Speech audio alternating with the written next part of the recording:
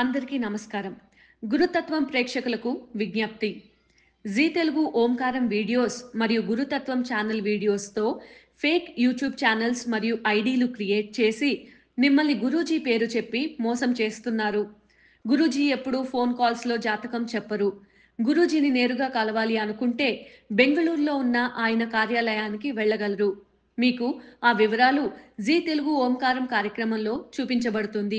అదేవిధంగా గురుతత్వం వీడియోస్‌లో Bengaluru office phone నంబర్లు ఇవ్వడం జరుగుతుంది. ఇటువంటి మోసాలు జరిగినప్పుడు గురూజీకి కానీ, గురుతత్వం ఛానల్‌కి కానీ, జీ తెలుగు కార్యక్రమానికి కానీ ఎలాంటి సంబంధం లేదు అని గుర్తించగలరు. వీక్షకులకి నమస్కారం.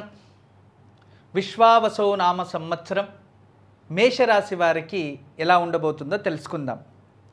మేషరాశి వారికి ఈ సంవత్సరంలో ఆదాయం 2, వ్యయం 14, ఆరోగ్యం 3, అనారోగ్యం 0, రాజ్యపూజ్యం 5, రాజకోపం అంటే అవమానాలు ఈ సంవత్సరంలో 6% ఉంటుంది. సుఖము 3, దుఃఖము 3 సరి సమానంగా ఉంది.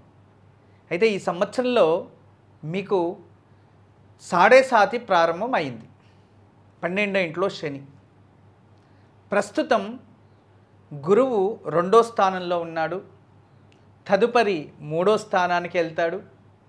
తదుపరి కర్కాటక రాశి 4వ స్థానానికి వస్తారు. ఈ మధ్యలో గురువు 3 రకాల ప్రతిఫలాలు ఇస్తాడు. ప్రస్తుతం గురువు మీకు ఈ కమింగ్ మే 14వ తేదీ వరకు వృషభంలో ఉంటాడు. ఈ సమయంలో గురువు మీకు చాలా శుభ ప్రతిఫలాలే ఇస్తూ ఉంటాడు. కార్యప్రగతి మరియు మీరు ఏదైతే ఇన్వెస్ట్మెంట్ చేసి ఉంటారో ఆ లాభాలన్నీ అంతలోపలే వచ్చేస్తాయి. మంచి ఆలోచనలు, థాట్ ప్రాసెస్ పెంచుకుంటారు. అయితే అక్కడి నుంచి 2025 5వ నెల 14వ తేదీ నుంచి 2025 10వ నెల వరకు మనకి మిథున రాశిలో సంచరిస్తూ ఉంటాడు గురువు. ఈ మిథున గురువు అన్ని డిస్టర్బెన్స్ అంటే అప్పటిదాకా నేను కాన్ఫిడెన్స్ మనకి డౌన్ఫాల్ అయిపోతుంది. అన్ని విరుద్ధంగా ప్రారంభం అవుతూ ఉంటాయి. ఒత్తిడి ఎక్కువ ఉంటుంది. మనకి రిటర్న్స్ చాలా తక్కువ ఉంటుంది. ఇటువంటి సమయాన్ని ఎదురు చూస్తారు. తదుపరి అదే బృహస్పతి గురువు మీకు 10వ నెల 18వ తేదీ నుంచి 12వ నెల వరకు కర్కాటక రాశిలో ఉంటారు. ఈ కర్కాటక రాశిలో ఉన్నప్పుడు గురువు అపవాదాలు, అవమానాలకి దారి తీసేస్తూ ఉంటాడు. అదే విధానంగా మీకు ఆ సమయంలో ఉద్యోగంలో ఏదైనా డిస్టర్బెన్స్ వచ్చేస్తూ ఉంటాయి. మళ్ళీ ఆఖరికి మిథున రాశికే గురువు ప్రవేశం చేస్తాడు. మళ్ళీ మిథున రాశికి వచ్చిన తర్వాత అన్నిట్లో డిస్టర్బెన్సే ఎక్కువ కనబడుతూ ఉంటాయి. ఇది గురు సంచారోక్తేన మేషరాశిలో జరిగే ఒక వ్యత్యాసాలు. కానీ శని సాడేసాతి ప్రభావం అధికంగా ఉంది. వాహనాల వల్ల జాగ్రత్తగా ఉండండి. కుటుంబంలో భార్యాభర్తల పట్ల జాగ్రత్త వహించండి. అనవసరమైన గొడవలు సృష్టి అయిపోతూ ఉంటాయి. చిన్నపిల్లలు ర్యాష్ డ్రైవ్, అడ్వెంచర్సు, కొత్త నిర్ణయాలు తీసుకోకండి. అధికంగా శ్రమించండి. రైతులు అంతే. కవ్వులు చేసేవారు, కొత్తగా వ్యాపారము అవి ఇవి చేయాలనుకునేవారు, కృషి ఉత్పన్నాల్లో లాభాలు కన్నా నష్టాలు అధికంగా ఉంటాయి. జాగ్రత్తగా ఆలోచించి మీరు నిర్ణయాలు తీసుకోండి. ఈ సంవత్సరంలో వ్యాపారస్తులు అంతే. అధిక కష్టం ఉంటుంది, ప్రతిఫలం తక్కువ ఉంటుంది, నష్టాలు ఎక్కువ కనబడుతూ ఉంటాయి. ఆలోచించి నిర్ణయాలు తీసుకోండి. ఉద్యోగంలో ఉన్నవారు, ప్రభుత్వ ఉద్యోగం చేసేవారికి శత్రువులు అధికంగా సృష్టి అవుతూ ఉంటారు. అపవాదాలు, అవమానాలు వస్తాయి. పై అధికారుల నుంచి మీకు ఒత్తిడి అధికంగా ఉంటుంది. దాని నుంచి అయినంత వరకు నెగిటివ్ థాట్స్ ఎక్కువ ఉంటాయి.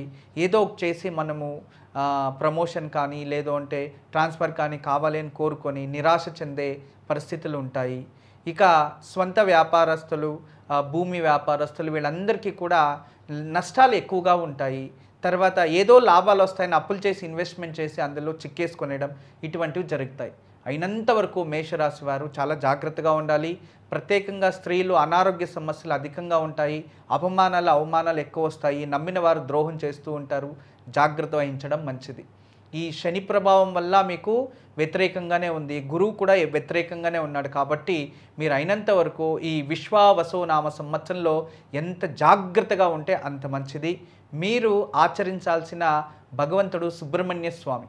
మీరు సుబ్రహ్మణ్య స్వామిని పూజిస్తూ రోజు దీపారాధన చేస్తూ దీపదుర్గా స్తోత్రాన్ని చదువుకుంటూ ఆ ఒక దీపారాధన ఉదయం ఇంటి నుంచి బయటికి వెళ్ళక ముందుగానే ఇంట్లో దీపం వెలిగించి దీపానికి ఒక నమస్కారం వేసుకొని అయినంత వరకు అగ్నిహోత్రులాగా లేదంటే రోజు వారానికో నెలకో ఒకసారి ఏదైనా యాగంలో పార్టిసిపేట్ చేయడం, హోమాలు అవనాలు చేపిస్తూ ఉండడం, ఇటువంటివి ధర్మకార్యాల్లో ఎక్కువ మీరు వెళ్తూ ఉంటే ఇవన్నీ చేయడానికి కాకపోయినా రోజు దీపం వెలిగించి భగవంతుని నమస్కరిస్తూ సుబ్రహ్మణ్య స్వామిని పూజిస్తూ ఉంటే ఈ సంవత్సరంలో మనకి ఎటువంటి విషమ పరిస్థితులు వచ్చినా దాన్ని ఎదిరించి బయటపడచ్చు. అందరికీ నమస్కారం. ఈరోజు మీకు అందరికీ కూడా శ్రీవాస్తు యంత్రం గురించి పరిచయం చేయడానికి వచ్చాను. శ్రీవాస్తు యంత్రం మీరు చూస్తున్నారు. శ్రీవాస్తు యంత్రం, ఈ శ్రీవాస్తు యంత్రం ఈ విధానంగా 9 ఇంచెస్, ఇలా 9 ఇంచెస్, ఇలా 9 ఇంచెస్ ఉంటుంది.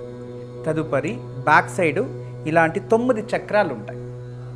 ఫ్రంట్ ఈ ఒక గ్లోబ్స్లా ఒక 9 డాట్స్ ఉన్నాయి చూడండి, ఇలా 9. ఇది శ్రీవాస్తు యంత్రం అనేది ఒక కాస్మిక్ ఎనర్జీని అట్రాక్ట్ చేసుకుంటుంది, నెగిటివ్ ఎనర్జీని ఇంట్లో నుంచి బయటికి తరిమేస్తుంది. ఇది మీకు అందరికీ దానికి పరిష్కార మార్గంగా నేను ఇవి సూచిస్తున్నా. ఎందుకంటే చాలామంది పిల్లలు సరిగా చదువుతలేదు, ఇంకొకరు మా ఇంట్లో ప్రశాంతత లేదు, భార్యాభర్తల మధ్యలో సఖ్యత లేదు, దేవుడి గదిలో సరిగా పూజ చేయలేకపోతున్నా, ఇంట్లో ఏదో తెలియని బాధ అనిపిస్తుంది, మా ఇంట్లో ఎప్పుడు కూడా ఏదో తెలియని ఒక శ్మశానానికి వెళ్ళినట్టు అనిపిస్తూ ఉంటుంది, మా ఇంట్లో కలగానే ఉండదు ఎప్పుడు కూడా. ఇక మా ఇంటికి చాలామంది వచ్చిన వాళ్ళంతా వాస్తు దోషం అని చెప్తూ ఉన్నారు, మేము ఏం చేయాలి అని ప్రశ్నిస్తూ ఉండేవారు. వాళ్ళందరికీ కూడా ఒక మార్గోపాయం చాలా రోజుల తర్వాత రీసెర్చ్ చేసి ఇప్పుడు ఈ శ్రీవాస్తు యంత్రాన్ని మేము చూపిస్తున్నాం. ఈ శ్రీవాస్తు యంత్రాన్ని ఎప్పుడైతే ఎక్కడ ఫాల్ట్ అనిపిస్తుందో అక్కడ ఒక మేక కొట్టి తగిలించాలి, అంతే. పిల్లలు చదువుతా లేదు, చదివే రూమ్లో పిల్లలు ఏకాగ్రతగా చదవాలి అనుకుంటున్నారా, అక్కడ ఒకటి తగిలించండి. మీరు నిద్రించే ఒక రూమ్లో మాకు సరిగా నిద్ర వస్తా లేదు, పడుకుంటే చెడు కళలు వస్తున్నాయి, నిద్రించే గదిలో ప్రశాంతత లేదు అనిపిస్తుంది, అక్కడ ఒకటి తగిలించండి. లేదు ఎవరో వాస్తు దోషం అని చెప్పారా, ఇంట్లో వాస్తు దోషాని కోసం ఇంటి హాల్లో ఒకటి తగిలించండి.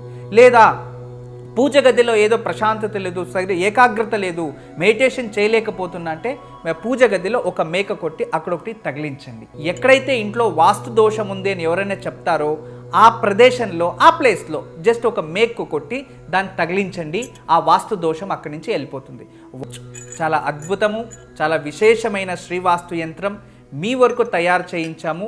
దీన్ని ఉపయోగించండి, దీన్ని లాభం పొందండి. నమస్కారం. వాస్తు యంత్రం సంప్రదించవలసిన నెంబర్లు 8844452344 040682766622.